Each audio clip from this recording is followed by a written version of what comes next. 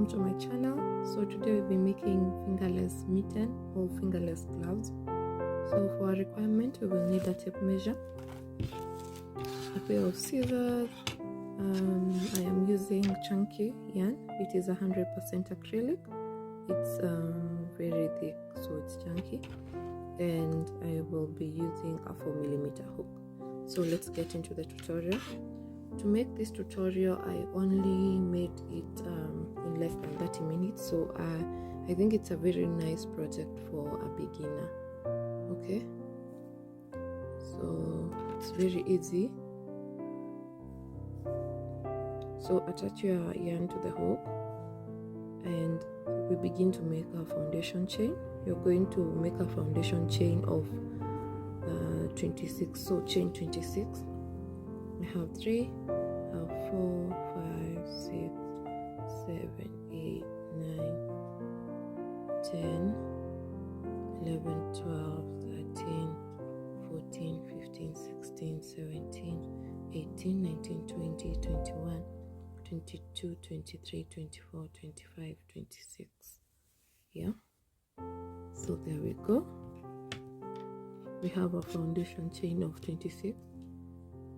This should be the distance from your fingerless, from this point, the point just behind your fingers here, to somewhere here.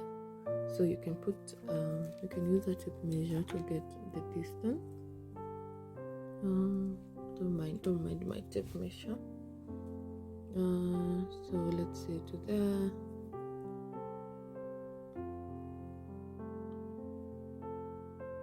So 7 or 8 inches should be enough. So you're going to measure that. Fully stretched, it gives me 9. When released, it gives me 8. Okay, so just measure. You can see it gives me 8. When I stretch it, it gives me 9. So this is a good range. And if you want your mittens longer, you can just add more foundation chain. So you're going to yarn over. We're going to be using half double crochet. You're going to yarn over in your third chain from the hook. You're going to make half double crochet.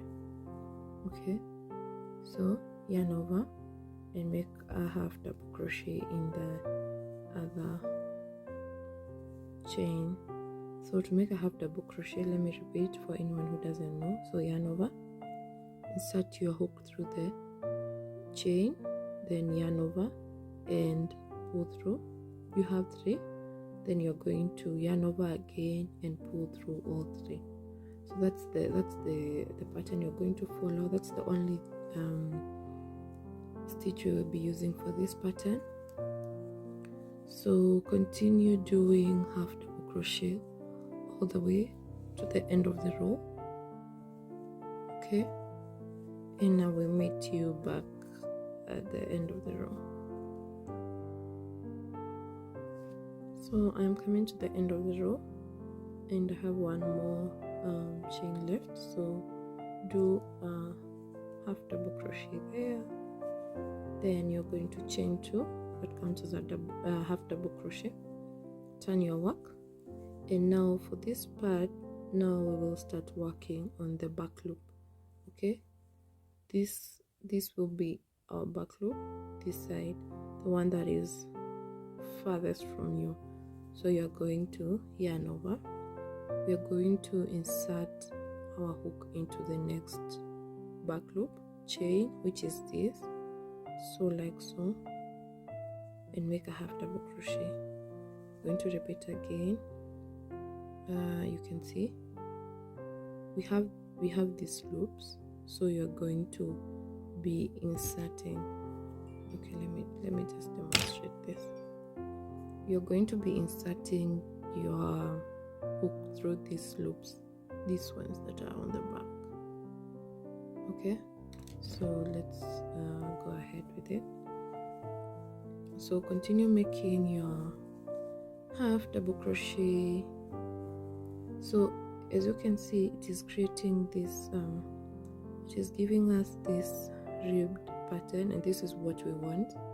So ensure, as this is given by doing half double crochet in the back loop, so ensure you do your half double crochet on the back loops and you will achieve this. So continue doing half double crochet in the back loop.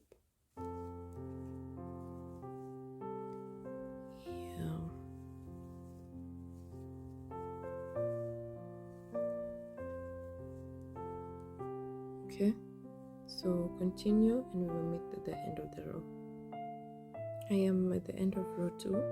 This is what I have, and to continue with row 3, you're going to chain 2. You're still going to be doing your half double crochet in the back loop again, so you yarn over and half double crochet in the back loop all the way to the end of the row, and you're going to repeat this. You're going to repeat this for the next rows. Let me see the number of rows that I did. You should have so you need rows that are going to be covering the diameter. So the diameter of my hand is 8.5, so you should do a total number of rows that should sum up to, that should give me 8.5. okay, or whatever distance that you have for your hand. So 8.5 when fully stretched. So continue making the number of rows. I'll be back to show you the number of rows that I did. So I am back and I made a total of 16 rows. We can measure and see how much diameter we have. So this goes to 8 inches. When fully stretched, 9. So you can also put it on your hand, like so, and you can see that it fully covers, so we are good to go. So to close this up, you're going to put your work like this. Okay, you can cut your yarn and leave a long tail for weaving in. So we're going to join by slip stitch in the, remember the chain 2 that we did, slip stitch at that point. Okay, and now we start our joining process. What you need to be aware of is the distance from here, okay, to where your thumb, because the thumb will be out, to the distance from here to your thumb area. So let me see what I have. So approximately 4 inches, and then the rest we can leave. So you can have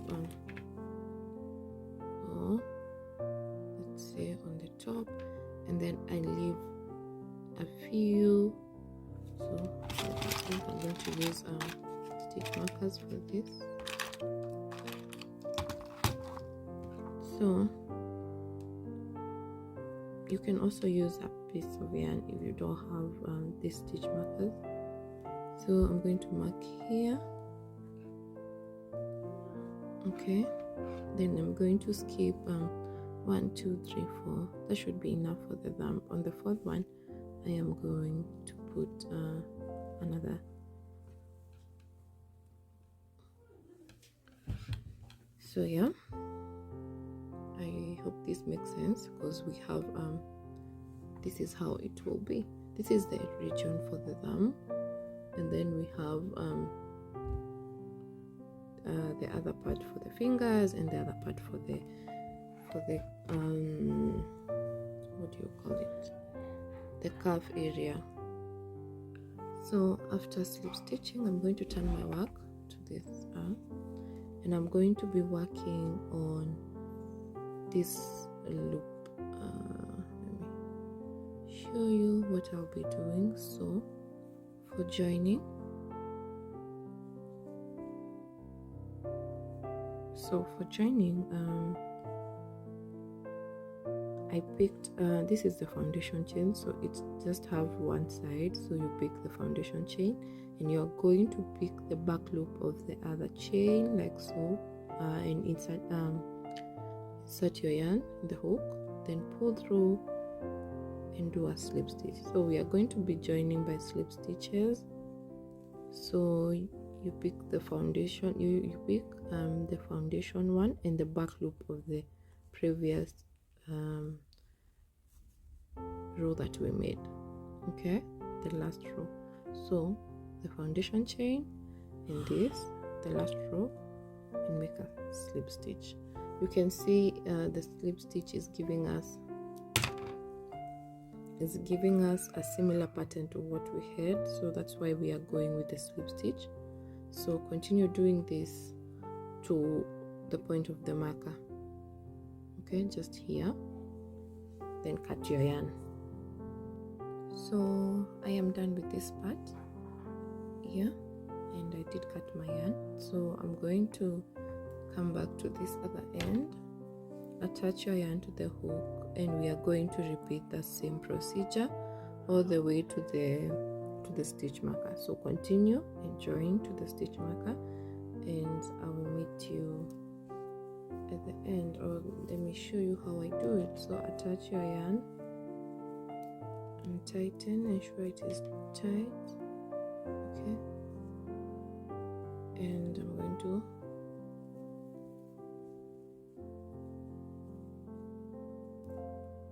so in this case, please note, if your work is like so, please note that this is your back loop, so that we get the same result as we had here. So you're going to insert, so you can see where I'm inserting it, and pick the foundation chain here and pull through, okay. So again, repeat this, okay. So please note that this is your back loop. Since you have turned your work to this other side, we were no longer working the same way as we used in the same direction as this. So please note this is your back loop. You should have this pattern still on both sides. But if you joined your yarn from this point, then you will continue the same way as you did here. I hope that is clear. So we are now joining. We're still joining using the slip stitch. So this will be my back loop and the foundation chain loop. Insert your yarn over, then do a slip stitch. Okay, that is how we are going to be yarning. So this was my loose end. I am working as I go on it. I will cut it later on. So continue doing this till you get to the stitch marker where you're going to cut your yarn. You're going to finish the project and cut your yarn. I've actually run out of yarn, but I'm sure it's enough for me to finish this project. So continue doing the same to the end of the row, to the point of the marker, and I will meet you there. So I am done. You can remove your stitch markers. You can use a thread if you don't have stitch markers. They work, it will work well also, and this is what you should have, okay. So I'm going to weave in this later, but I just want to show you what I have. So this is how you put it on.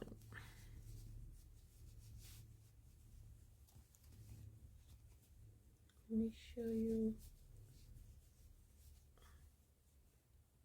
There you go. Wow, how cool and how nice is this? Yeah. So you can see what we have. I'm going to weave in, so you can weave in these ends. Please weave in your ends and repeat this for the other mitten, for the other hand. Yay, so we can have a pair. I am excited. It really took me less than 30 minutes to make this mitten. So wish you all the best. Tag me in your projects that you will make. I would love to see this project in different colors and what you will come up with. Thank you so much for being here. I hope you loved this tutorial. Thank you. Bye guys.